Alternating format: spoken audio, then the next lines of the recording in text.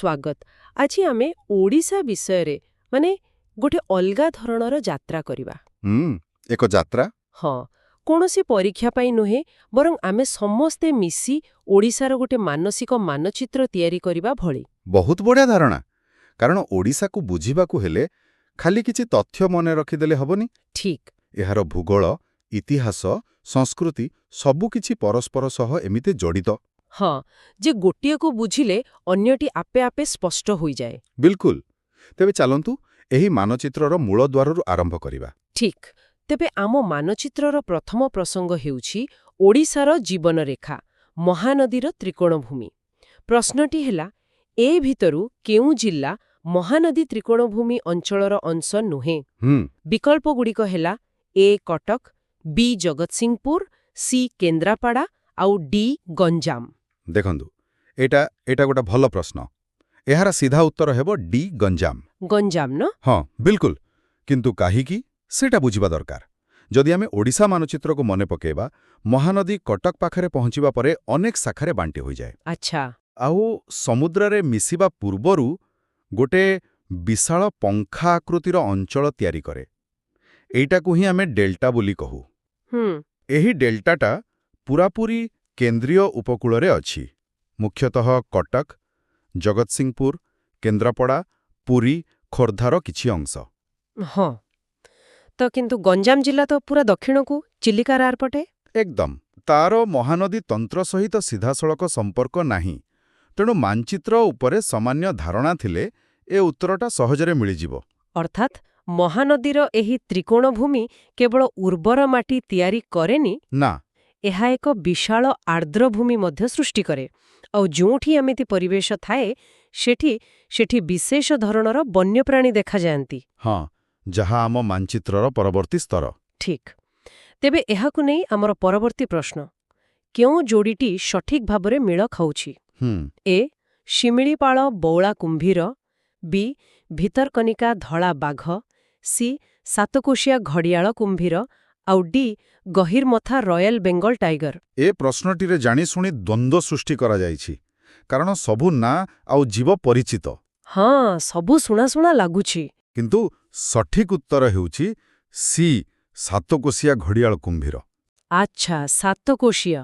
ହଁ, ସାତକୋଶିଆ ଗଣ୍ଡ ଦେଇ ମହାନଦୀ ଯାଇଛି ଆଉ ସେଇ ମଧୁର ଜଳ ଘଡ଼ିଆଳମାନଙ୍କ ପାଇଁ ଏକ ଆଦର୍ଶ ସ୍ଥାନ। ଠିକ୍।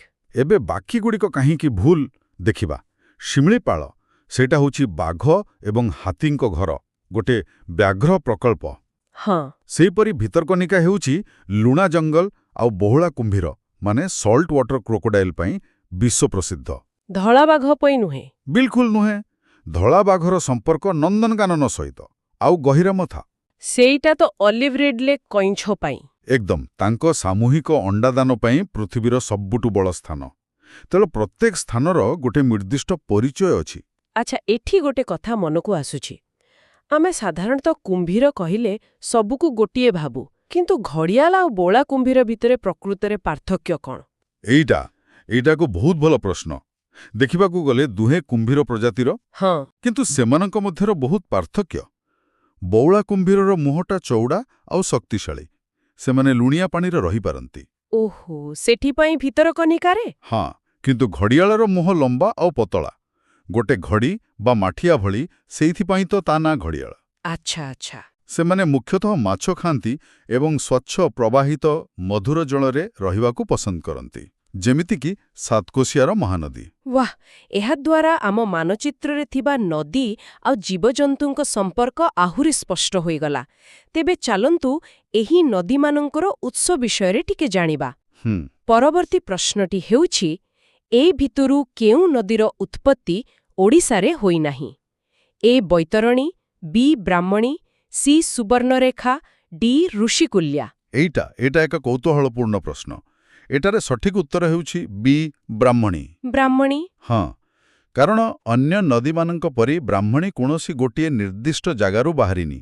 ଏହା ପ୍ରକୃତରେ ଦୁଇଟି ଅଲଗା ନଦୀର ମିଳନରୁ ସୃଷ୍ଟି। ଓହୋ, କେଉଁ ଦୁଇଟି ନଦୀ? ଶଙ୍ଖ ଏବଂ ଦକ୍ଷିଣ କୋଏଲ। এই ଦୁଇଟି ଯାକ ପଡ଼ୋଶୀ ରାଜ୍ୟ ଝାଡ଼ଖଣ୍ଡରୁ ବାହାରିଛି। ମାନେ ଏହାର ଉତ୍ପତ୍ତି ଓଡ଼ିଶା ବାହାରେ। ହଁ, ଅନ୍ୟପଟେ ବୈତରଣୀ କେନ୍ଦୁଝରର ଗୁନାସିକାରୁ। ଋଷିକୁଲିଆ କନ୍ଧମାଳରୁ ଋଷିମାଳା ପାହାଡ଼ରୁ, ଆଉ ସୁବର୍ଣ୍ଣରେଖା? ସୁବର୍ଣ୍ଣରେଖା ବି ଝାଡ଼ଖଣ୍ଡରୁ। କିନ୍ତୁ ବ୍ରାହ୍ମଣୀର ଗଠନ ପ୍ରକ୍ରିୟା ହିଁ ଏହାକୁ ସ୍ୱତନ୍ତ୍ର କରେ। ଏହା ତ ବହୁତ ଆକର୍ଷଣୀୟ କଥା। ତେବେ ଆମେ ଆମ ମାନଚିତ୍ରରେ ନଦୀ ପାହାଡ଼ ସବୁ ସ୍ଥାପନ କରିସାରିଲେନି।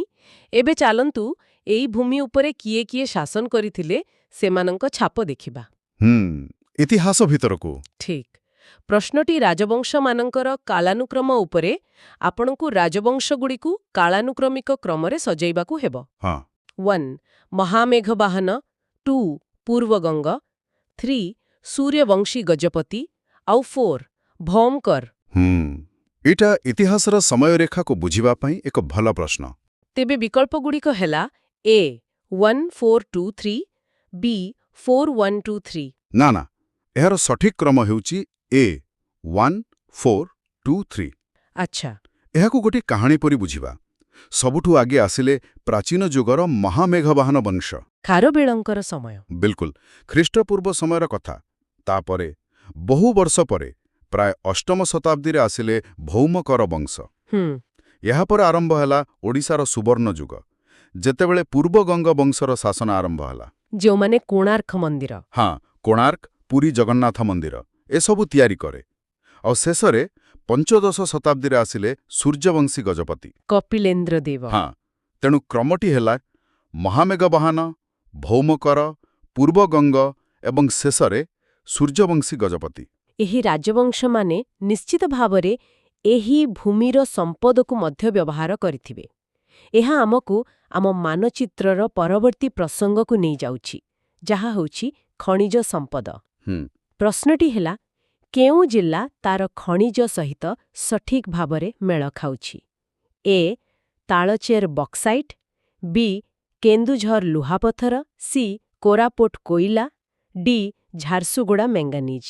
ହଁ, କେନ୍ଦୁଝର ମୟୂରଭଞ୍ଜ ପଟ୍ଟାଟା ହିଁ ଓଡ଼ିଶାର କଣ କହନ୍ତି ଲୌହ ହୃତ୍ପିଣ୍ଡ। ଆଚ୍ଛା। ତେଣୁ ସଠିକ୍ ଉତ୍ତର ହେଉଛି ବି କେନ୍ଦୁଝର ଲୁହାପଥର। ଏଇଥିପାଇଁ ତ ରାଉରକେଲା ଇସ୍ପାତ କାରଖାନା ଏହାର ପାଖାପାଖି ସ୍ଥାପନ କରାଯାଇଥିଲା। ଓହୋ, କଞ୍ଚାମାଲ ପାଖରେ ଥିବାରୁ। ହଁ, ବାକି ବିକଳ୍ପଗୁଡ଼ିକ ହେଉଛି ଜାଣିଶୁଣି ଦିଆଯାଇଥିବା ଫାନ୍ଦ, ଯେମିତିକି ତାଳଚେର, ସେଟା କୋଇଲା ପାଇଁ ପ୍ରସିଦ୍ଧ। ବକ୍ସାଇଟ୍ ପାଇଁ ନୁହେଁ, ସେହିପରି କୋରାପୁଟର ପଞ୍ଚପଟମାଳି। ସେଟା ତ ବକ୍ସାଇଟ୍ର ଏକ ବଡ଼ ଖଣି। ହଁ, ଏସିଆର ସବୁଠୁ ବଡ଼। ସେଠାରେ କୋଇଲା ମିଳେନି। ଆଉ ଝାରସୁଗୁଡ଼ା ହେଉଛି କୋଇଲା ଆଉ ତାପଜ ବିଦ୍ୟୁତ କେନ୍ଦ୍ର ପାଇଁ ପରିଚିତ। ଠିକ୍। ତେବେ ଓଡ଼ିଶା କେବଳ ଭୂମିତଳର ସମ୍ପଦ ପାଇଁ ନୁହେଁ, ଏହାର ଭୂପୃଷ୍ଠରେ ଥିବା ପ୍ରାକୃତିକ ସୌନ୍ଦର୍ଯ୍ୟ ପାଇଁ ମଧ୍ୟ ପ୍ରସିଦ୍ଧ। ସେମିତି ଏକ ଅନନ୍ୟ ସ୍ଥାନ ହେଉଛି ଚିଲିକା।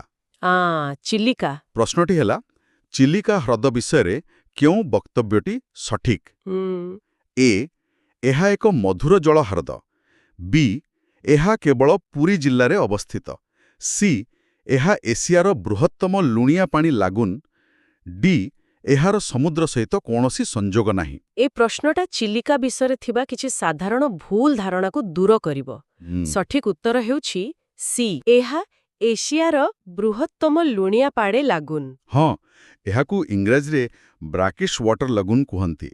ଏଟା ମାନେ ଗୋଟେ ମିକ୍ସଡ ଡ୍ରିଙ୍କ ଭଳି। Mixed drink. ହଁ, ଯେଉଁଠି ଦୟା, ଭାର୍ଗବୀ ଭଳି ନଦୀର ମିଠା ପାଣି ଆଉ ସମୁଦ୍ରର ଲୁଣି ପାଣି ମିଶି ଏକ ନୂଆ ପରିବେଶ ତିଆରି କରନ୍ତି। ଆଚ୍ଛା, ସେଇଥିପାଇଁ ଚିଲିକା ଚିଙ୍ଗୁଡ଼ି ଏତେ ପ୍ରସିଦ୍ଧ। ବିଲକୁଲ। ଆଉ ବାକି ବିକଳ୍ପଗୁଡ଼ିକ, ପ୍ରଥମତଃ ଏହା ମଧୁର ଜଳ ହ୍ରଦ ନୁହେଁ। ଦ୍ୱିତୀୟରେ ଏହା କେବଳ ପୁରୀରେ ନାହିଁ। ପୁରୀ, ଖୋର୍ଦ୍ଧା ଆଉ ଗଞ୍ଜାମ ଏଇ 3ଟି ଜିଲ୍ଲାରେ ବ୍ୟାପିଛି। ହଁ, ଆଉ ତୃତୀୟରେ ଏହାର ବଙ୍ଗୋପସାଗର ସହିତ ସିଧାସଳଖ ସଂଯୋଗ ଅଛି, ନହେଲେ ଲୁଣି ପାଣି ଆସନ୍ତା କେଉଁଠୁ? ଠିକ୍। ଅର୍ଥାତ୍ ଏହି ଅନନ୍ୟ ଭୂଗୋଳ, ଇତିହାସ ଏବଂ ପ୍ରକୃତି ମିଶି ଓଡ଼ିଶାରେ ଏକ ସମୃଦ୍ଧ ସଂସ୍କୃତି ସୃଷ୍ଟି କରିଛି। ଏବେ ଆମ ମାନଚିତ୍ରରେ ସାଂସ୍କୃତିକ ରଙ୍ଗ ଭରିବା। ହଁ, ପର୍ବପର୍ବାଣୀ। ହଁ, ପ୍ରଶ୍ନଟି ହେଲା, ଏ ଭିତର କେଉଁ ପର୍ବ ମୁଖ୍ୟତଃ ପଶ୍ଚିମ ଓଡ଼ିଶାରେ ପାଳନ କରାଯାଏ? A. Raja B. Nuakhai C. Kumar Purnima D. Dolyatra. ଏହାର ଉତ୍ତର ସିଧାସଳଖ ବି ନୂଆଖାଇ। ନୂଆଖାଇ।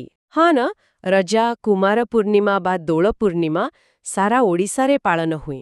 କିନ୍ତୁ ନୂଆଖାଇର ପରିଚୟ ସମ୍ପୂର୍ଣ୍ଣ ଭାବରେ ପଶ୍ଚିମ ଓଡ଼ିଶା ସହିତ ଜଡ଼ିତ। ହଁ, ତ ଏହା କେବଳ ଏକ ପର୍ବ ନୁହେଁ, ଏହା ଏକ ଭାବନା, ନୂଆ ଧାନର ତିଆରି ନବାନ୍ନ ଇଷ୍ଟଦେବୀଙ୍କୁ ଅର୍ପଣ କରିବା। ହଁ ତାପରେ ସାନମାନେ ବଡ଼ମାନଙ୍କୁ ନୂଆଖାଇ ଜୁହାର କରି ଆଶୀର୍ବାଦ ନେବା। ହଁ ସେହି ଏକତାର ଅନୁଭବ। ହଁ, ଏହା ଏକ କୃଷିଭିତ୍ତିକ ପର୍ବ ଯାହା ସମାଜକୁ ଏକାଠି ବାନ୍ଧି ରଖେ। ସଂସ୍କୃତି ସ୍ଥାନୀୟ ହୋଇପାରେ, କିନ୍ତୁ ବାଣିଜ୍ୟ ଓଡ଼ିଶାକୁ ସାରା ବିଶ୍ୱ ସହ ଯୋଡ଼େ। ଏବେ ଆମେ ଆମ ମାନଚିତ୍ରରେ ବାଣିଜ୍ୟର ପ୍ରବେଶପଥ ଅର୍ଥାତ୍ ବନ୍ଦରଗୁଡ଼ିକୁ ଦେଖିବା। ପ୍ରଶ୍ନଟି ହେଲା, ଓଡ଼ିଶାର କେଉଁ ବନ୍ଦରଟି ଭାରତ ସରକାରଙ୍କ ଅଧୀନରେ ଥିବା ଏକ ପ୍ରମୁଖ ବନ୍ଦର ବା ମେଜର ପୋର୍ଟ? ଏ. ଧାମରା, ବି. ଗୋପାଳପୁର, ସି. ପାରାଦୀପ, ଡି.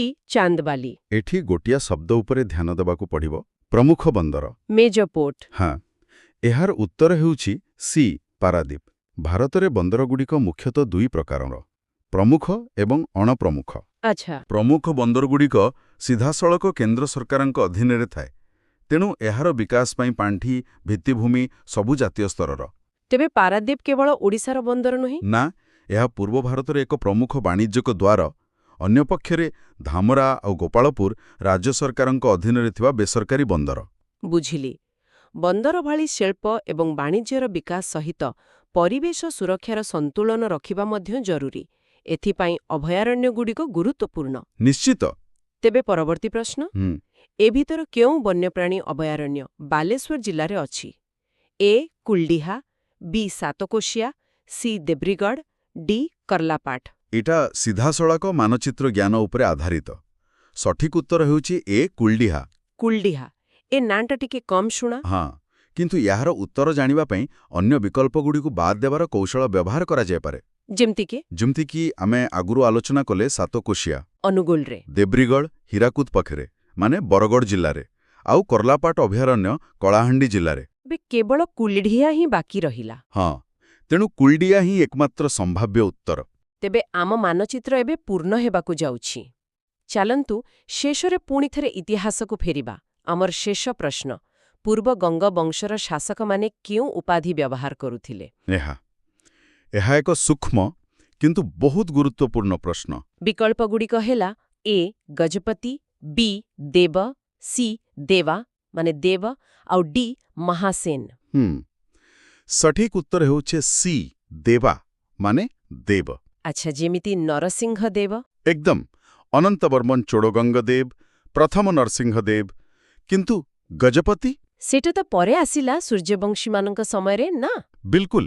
କପଳେନ୍ଦ୍ର ଦେବ ନିଜକୁ ଗଜପତି ଗୌଡ଼େଶ୍ୱର ଏମିତି ଉପାଧିରେ ଭୂଷିତ କରିଥିଲେ। ଗଜପତିର ଅର୍ଥ କ'ଣ? ଗଜପତିର ଅର୍ଥ ହେଉଛି ହାତୀସେନାର ଅଧିପତି। ଏହା ସେମାନଙ୍କର ସାମରିକ ଶକ୍ତିକୁ ଦର୍ଶାଉଥିଲା।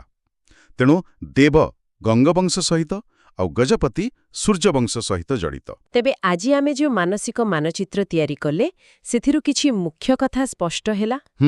ଗଞ୍ଜାମ ମହାନଦୀର ତ୍ରିକୋଣଭୂମିର ଅଂଶ ନୁହେଁ, ବ୍ରାହ୍ମଣୀ ନଦୀର ଉତ୍ପତ୍ତି ଦୁଇଟି ଅନ୍ୟ ନଦୀର ମିଳନରୁ।